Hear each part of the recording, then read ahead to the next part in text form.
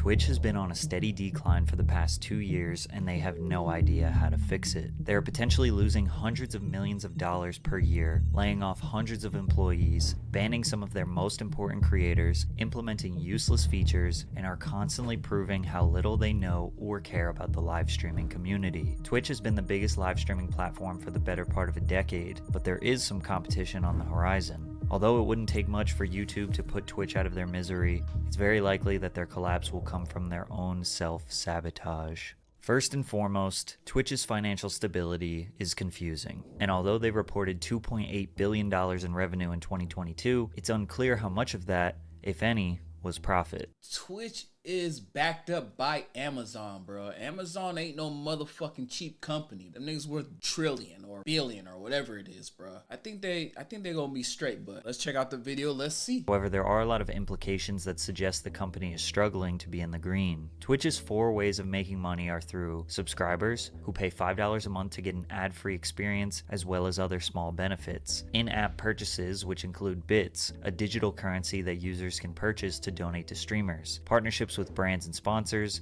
and of course the number one, advertising. We don't know how many total paid subscribers there are on Twitch. I did find this metric from Stream Hatchet that says in April of 2021, Twitch had 8.7 million subscribers, where 43% of them were Amazon Prime subs. A Prime subscriber is someone who gets an ad-free experience for $0 since they already have an Amazon Prime membership, because Amazon owns Twitch. Therefore, Twitch doesn't make any money on that sub. In fact, you could argue they are losing money since viewers are paying $0 and not getting ads, and Twitch has to pay creators $1 and some change for that Prime sub. Anyways, this graph indicates that in the month of April, Twitch had 4.7 million paid subscribers, times $5, which is 23.5 million, times 12 months average, which would be about $282 million in sub revenue in 2021. But Twitch on average receives between 30 and 50% of that money, because for affiliate streamers, Twitch takes 50%, or $2.50 of the $5 subscriber price, and for partners,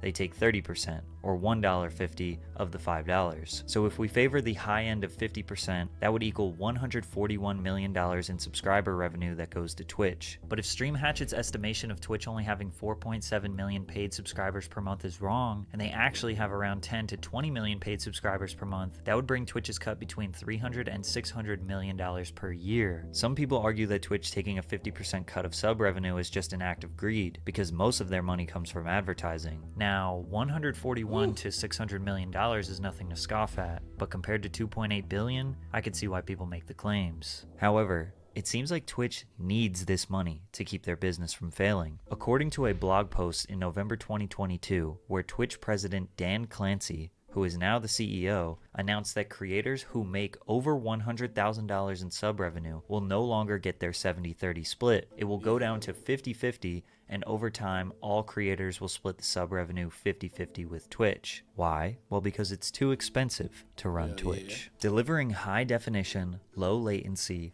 always available live video to nearly every corner of the world is expensive. Using the published rates from Amazon's Web Services Interactive Video Service, or IVS, which is essentially Twitch video, live video costs for a 100 CCU streamer who streams 200 hours a month are more than $1,000 per month. Now, what they said here is very misleading. If you want to start your own live stream platform, you can pay for Amazon IVS, or basically Twitch's infrastructure. The problem with Dan's statement here is there is simply no way Amazon is charging Twitch the same rate that anyone else would be charged for using IVS. Why wouldn't Amazon do that? Well, again, because Amazon owns Twitch. Amazon would charge me or you $1,000 per month to deliver HD live video to 100 concurrent viewers at 200 hours a month, but they likely charge Twitch at least 50 to 90% less than that. In fact, nobody has any real idea of how much it costs to run Twitch. Obviously, you have employee compensation with thousands of employees, but more importantly, billions of dollars per year in energy costs to maintain those servers and deliver perfect quality on-demand streaming all over the world at any given moment. And although we don't know those costs, we could pretty safely say that taking a higher percentage from their partners is not going to cover the expenses. Now, regarding how much Twitch makes from bits, it's unclear, but I'm sure most streamers can agree that bits donations are nowhere near as common as subscribers. It was reported that Twitch generated $185 million from in-app purchases. I'm not sure if this includes subscribers and bits together, or if it's just bits and other microtransactions like badges, gift cards, and the loot cave. Either way, we are learning that at best, Twitch is generating roughly $750 million from subs and in-app purchases, or at worst, $185 million. Regardless of what the real numbers are, we know that without a doubt, Twitch could never survive on just paid subscribers and in-app purchases, which means that likely the $2+ billion in revenue they generated in 2022, pretty much it comes from advertising and brand partnerships. The problem with this is advertisements are destroying the viewer experience. Creators have a terrible revenue split with Twitch, which has led to a near 10% decrease in average viewership and watch time for the past 2 years. On an average Twitch stream, a viewer will get a minimum of 3 minutes of advertisements per hour. However, in late 2022, Twitch announced the rollout of the Ads Incentive Program, where they encourage streamers to run 8 to 10 minutes of ads per hour. Multiple minutes of ads being displayed consecutively will result in viewers either leaving the platform or clicking off to another streamer. The only problem is every time you click on a new stream, you will get hit with another non-skippable 30-second ad. There is no way to skip the ads. There is no way to escape the ads, and there is no way to rewind the stream and see what you just missed. This has led to a near 10% decrease in hours watched and average viewers from 2021 to 2022, and both of those metrics are also down in 2023 by 5%. Simply put, there are too many ads on Twitch, but that's a good thing for the company, right? Well, not exactly. Twitch does not have an immense amount of data on who their viewers are, because there isn't a whole lot to do on the platform to track it. Think about YouTube, TikTok, and Instagram. In just a few minutes, you will be exposed to a large variety of different niches, and you are actively pressing the like button or stopping to engage with the content. The amount of specific information you give about yourself without realizing is just data that gets organized and used to sell targeted ads to you. Because of my Instagram habits, the app knows that I like men's streetwear and accessories, skateboarding, modern furniture, rap music, and golf, so they can send me ads related to those things. All Twitch knows about me is that I watch I'm Dante a lot, and that he's my favorite streamer, so they could maybe guess what I might be interested in based on what they think I'm Dante's viewers like. And because of this, most advertisers don't feel comfortable using Twitch because they don't know if they are truly selling to their target audience. Are you drinking water? When you advertise on YouTube, a brand like Pampers can target as specific as 28-year-old married women that live in the eastern United States and are pregnant or just had their first child. And YouTube can run ads so that mostly viewers who fit in that category will see those ads. If Pampers went to Twitch with that target audience in mind, they would simply not know where to run the ads. The only thing that Twitch knows is that their audience is mostly men ages 13 to 35 who like video games. This eliminates a huge chunk of potential revenue because only a small amount of brands want to advertise to that audience. Energy drink brands, unhealthy snack brands, car brands, and other men's lifestyle brands love advertising on Twitch, which leads to interesting sponsorships like QT Cinderella baking a cake on a live stream, but with a Manscaped partnership that says "We save balls" on the screen. To make things worse for advertisers, every deal has to be a long conversation with the ad sales team at Twitch. Back and forth emails, phone calls, contracts, a process that takes forever. But any brand or individual can simply go to YouTube, click start advertising, and run a campaign without ever talking to anyone. Twitch will never be a real competitor if they don't figure out a way to get more reliable data on their users and create a programmatic ad system so brands can sell to their audience without relying on communication with a Twitch employee. And because of their inability to produce substantial revenue, they hired internal leadership who would shift the focus away from creators and towards driving profits. The senior vice president of global creators, Constance Knight, created a new initiative: cut costs, cut costs, cut costs. Every decision over the course of her tenure was fully based on how it was going to increase company profits, which isn't necessarily her position since she is the head of global creators. Therefore, the needs of creators were constantly being ignored. In one specific example, Knight said that burnout was not a valid reason for creators to not meet contractual obligations. If you don't know, most of Twitch's top creators have contracts directly with the platform where they are being paid essentially a salary or hourly rate to stream exclusively on the platform. These contracts require them to stream anywhere from 70 to 100 hours per month, which is roughly 3 hours per day or 4 hours per day if you want the weekends off. But the VP was not letting creators use burnout, or basically them being unmotivated to stream, as a valid excuse to not meet their monthly stream requirements, which led to Twitch employees feeling like the company was losing its way. 12 Twitch employees had gone to HR or logged complaints with their superiors overnight. 5 had left the company citing night as a reason. Now, some of you watching could never be convinced that sitting at a computer and playing video games could become a stressful or an annoying job in any way, shape, or form. But at the end of the day, it still is a job, and anyone can burn out from any job that they do every single day for years. Another previous Twitch employee took to YouTube to state how they feel about the company. Twitch doesn't care about creators. Twitch cares about looking like they care about creators. Everything Twitch has done for the last 4 years has been with the goal of feeling like they understand and care. Although this could seem like an employee who is just upset about being fired, Twitch has shown time and time again that no matter how large of a creator you are, they will take you down, even at your highest moment. Kai Cenat, a creator who only just started streaming in February of 2021, dominated Twitch in all of 2022. He reached the very rare milestone of 100,000 subscribers, which made him the #1 most subscribed creator at that time. This prompted him to do a subathon, which was a 24/7, 28-day long non-stop stream in February 2023 to try and break the record for earning the most subscribers on Twitch in a single month. That record was previously held by Ludwig at 283,000. Not only did Kai break it, he demolished it, peaking at 306,621 all-time subscribers. It was reported that he earned Twitch $10 million, while Kai only received a $2 million payout. These numbers were false, and Kai did not appreciate the narrative. Twitch made $15 to $20 million on Kai Cenat, and Kai only brought about $2 million back to the bro. Where y'all getting these numbers from? Where are these numbers coming from? Because now it's a narrative that I'm just a black man who's getting used for millions and millions and millions of dollars. Kai breaking. But, bruh, in a way, you can only get so far, bruh. After 100K, you can't get the 70 whatever split. You feel me? So it's like he probably didn't get 2 mil. He probably got a little bit more, but he definitely ain't get no 10, 15 mil like, you know what I mean, like how Twitch did. So The sub record was huge news, covered by publications like the BBC and Bloomberg, and most of us would assume that Twitch would do anything to boost Kai up. After all, he made history on their platform. At the very least, they would try to use this amazing moment to show the world what wonderful opportunities there are for creators on Twitch. They could squeeze out more press with Kai and do campaigns to get more people or brands interested in live streaming. But no, instead, they sent him a $100 pair of sneakers and banned him from their platform. It better be a contract in there. Oh! Congratulations, Kai, on your huge accomplishment. We are so proud of you, Laura, Anna, and all of your friends at Twitch.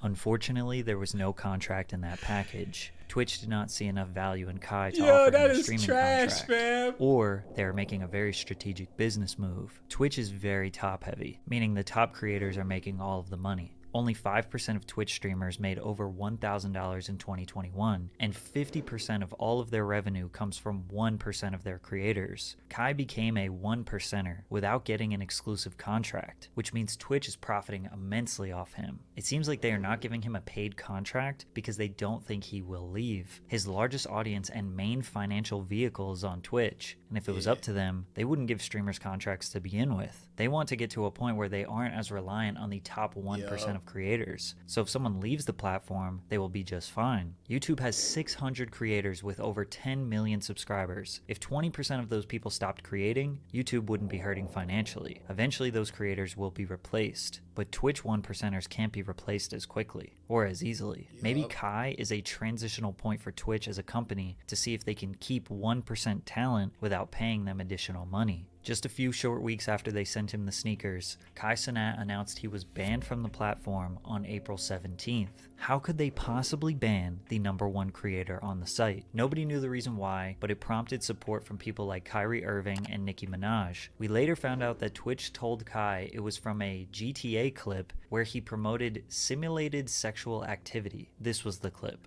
Come on up. 5, 4, 3, 2. Oh my God! My boss! My boss! He pretended like he was receiving services from a fake woman in a video game.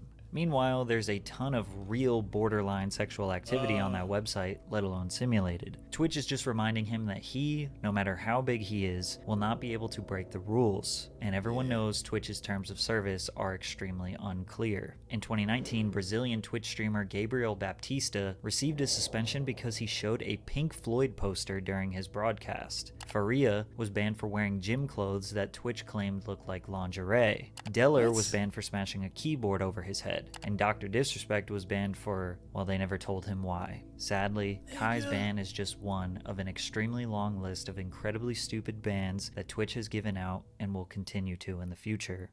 So with Twitch continuously making the wrong decisions when it comes to profits, employees, and creators, is competition a real threat to their company? Recently, the live streaming platform Kick has made some noise after their $30 million plus deal where they exclusively acquired Aiden Ross. Kick works and looks exactly almost like Twitch. The main difference is that they have a much more lenient terms of service. Streamers can gamble, say and do just about anything they want without getting banned, and the biggest thing is that they are offering creators a 95% cut of their subscriber revenue. But the thing about that is, like, on Kick, I don't like that you can just say anything on there, bruh. That's something I don't like, bro. Like, I'd rather have rules and regulations than just like all anarchy out in that motherfucker. You feel what I'm saying? Like, damn, then look at this mother right Jared here. FPS, a Kick streamer, highlighted his Kick earnings at $3,800 for 800 subscribers. This is 1 week streaming on Kick, 800 subs. You got $3,800. 800 subs on Twitch, 2,000. Life-changing things are happening to me, and I am just trying to find the time to breathe. I love y'all. One door closed for me, and this door blew wide open. All gas, no brakes. Active subs, 58. Total monthly gifted subscriptions. Future payout, 3,000. Man, but Kick was just a wild-ass place. Which would be about $2,000 on Twitch. However, I don't think this is going to be enough to really compete with Twitch. Think about all of the problems I highlighted in this video. Kick is going to have to deal with all of those same problems, but more importantly with advertisers, they will be targeting the same niche as Twitch, but with less censorship and more risque content, advertisers will feel even less comfortable than they already do with Twitch. But the biggest problem is, Kick is built on Amazon IVS. Remember when Twitch said it was too expensive to run Twitch on IVS? Well, Kick uses the same infrastructure. The difference is, Kick is likely paying at least 20 to 50% more than Twitch is to keep their business operating. So in a way, no matter how successful Kick gets, they will be paying millions, if not billions, to Amazon, who could use that money to fund Twitch. Now, YouTube gaming, or their live streaming sector, could very well be a threat. The worst part about YouTube is that the live streaming experience is just not as good. The chat is chaotic and hard to read. You can't look at chat logs, which makes it really hard to moderate. The raid feature is terrible. The discovery page for live streamers actually looks like they don't update it. And they lack many of the small features that make Twitch streaming more dynamic and more fun. Yet even with all of those downsides, YouTube still holds nearly 15% market share in the live streaming space. So why is YouTube a threat? It's very simple. YouTube has 2.5 billion monthly active users, compared to Twitch's 140 million. YouTube has a strong and reliable ad revenue system, which generated $29 billion last year. Plus, they are offering 70-30 splits for streamers. And if you build a following up as a streamer on YouTube, you now have a whole YouTube channel that you can post regular videos on. You just built yourself 2 assets at one time. Most Twitch streamers have to post clips of their streams on YouTube in order to grow. And even still, the translation is not that great, and they end up being more popular on YouTube. If YouTube just got their live streaming page to operate exactly like Twitch or Kick, which wouldn't really be that hard for them, it wouldn't make any sense for small streamers to use Twitch. 1% streamers like Hassan and XQC wouldn't immediately jump ship, or maybe never because they already have a huge following. At the same time, everybody has a price. Nobody thought Ludwig would switch platforms, but he did. So why hasn't YouTube tried to take over? Especially since I claim it'll be so easy for them. Maybe they just don't see live streaming as a worthwhile business investment. Think about everything I mentioned in this video. All the hurdles, all the expenses, all the bans, moderation, discoverability issues, creator contracts, advertiser uncertainty.